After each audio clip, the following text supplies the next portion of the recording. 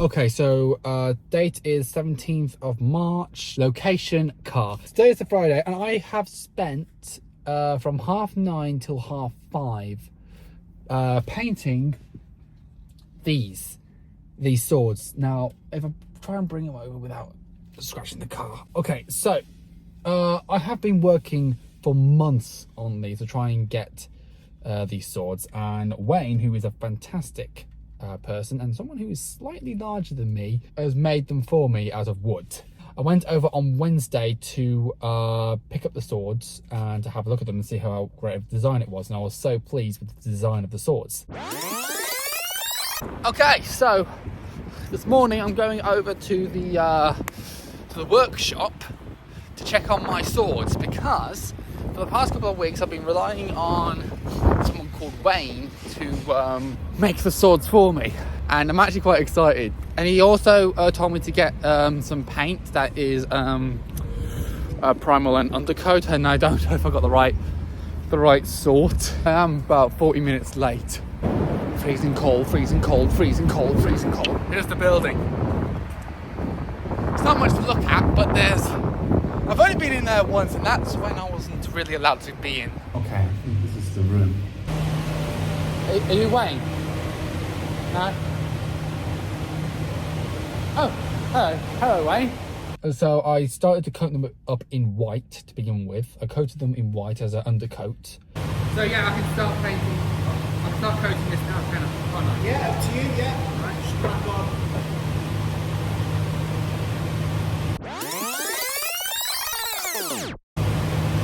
Josh, I'm just going to pop off the floor. I'm going to go and find that leather, okay? Alright, I'll be back in a minute. Right, thanks. Okay guys, so this is pretty cool. I haven't done painting like this for the past couple of years. Now here I am, doing a workshop, and so what I'm doing, I'm putting the first coat on so that the paint can come on straight after. Just paint to probably maybe about an inch this side or so. And then sort of paint that bit there, and then leave this wood, and the glue will... So you don't want me to paint the whole handle? No, I wouldn't. Well, I mean, it's up to you. You can paint it if you want to, but I'm just also thinking that then the glue will probably stick a bit better when you come to glue the handle, when you come to glue the leather on.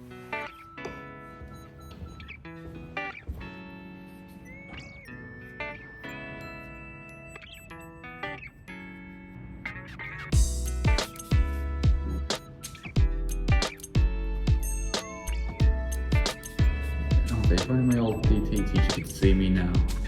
Look at me. I am now an artist. I'm actually loving holding this sword.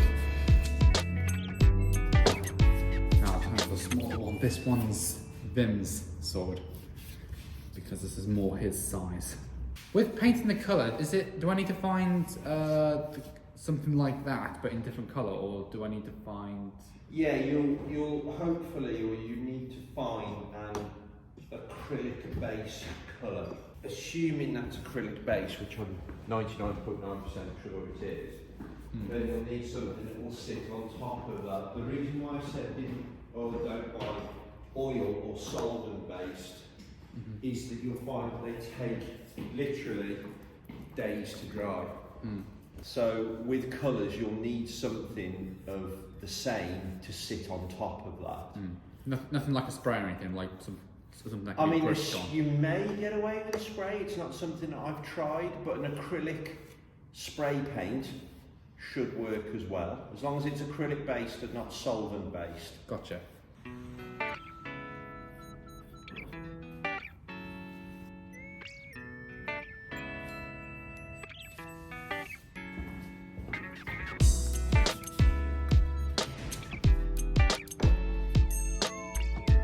Yeah, this is quite fun. Honestly, I really wish the university told me about this years ago. This one's my favourite. Okay, so these are the swords so far. Now, this one, which is for Macduff, is my favourite. Look at it. Look at how beautiful this is. So that's for Macduff. No, Macbeth. Sorry, that's for Macbeth. That's for Macduff. This is basic design, but for the character, works quite well. So I've just spent about just over an hour painting it white so that we can put the colour on. Now, as it's drying, I might as well look around the rest of the workshop. Yeah, look at all this, eh? Look at all this. Honestly, when I was in school, I used to have machines just like this. And there is a ton of other stuff around here as well, but I'm not gonna go anywhere near that because of health and safety, you know, and all that rubbish. This is so elegant and so amazing. He's done it with such great workmanship as well. So I can't wait to test this out. So this one's Macduff's sword. Obviously, it is a greyer colour than the last one, which is Macbeth's sword.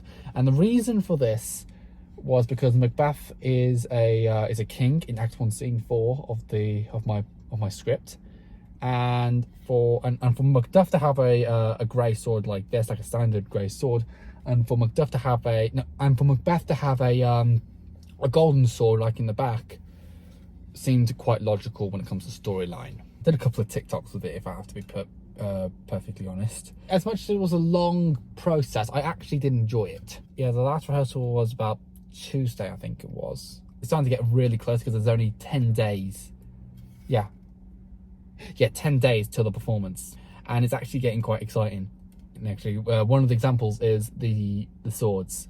So what I'm planning to do with the swords is to have them used as little as possible for rehearsing, and then used full out on the stage, because as much as I have faith in the swords maintaining the brutal hitting, like the clashing of each other, I don't want to risk breaking them in rehearsals. I'd rather have them broken on the stage in the live performance rather than broken in rehearsals, because that would just be a terrible thing.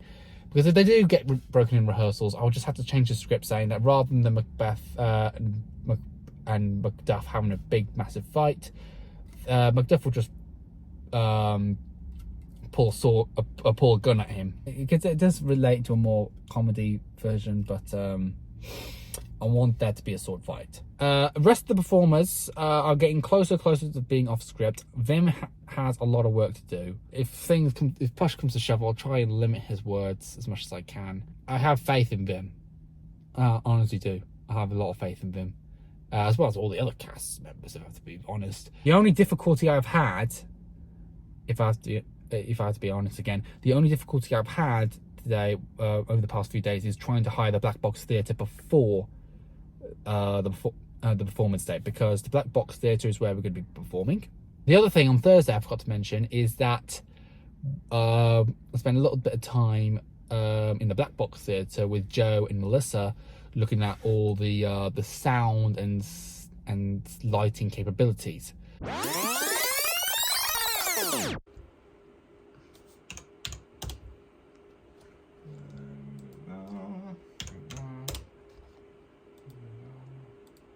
So that's what it looks like for scene 1. Scene 2, midnight, it's like steel blue, side lights, black lights, and and a bit of front light. I mean, like, I can actually feel the vibe right now. Scene 3, projector with a bit of backlight in half of group 1. Yeah. Act 1, Scene 4, which is group 3 lighting with front lighting, red and then white and then black and white again. So it's like that, and then at a certain line it turns to full red. Yeah, that's quite cool. And as for the movie itself, the Act 1, Scene 3, that is now it's still possible because the projector's still up there up on the floor of the Black Box Theatre. It's just above the ceiling of the Black Box Theatre, but I have to connect my laptop to it from stage left, I think it is, which is no big problem in all honesty. I could do that easy peasy.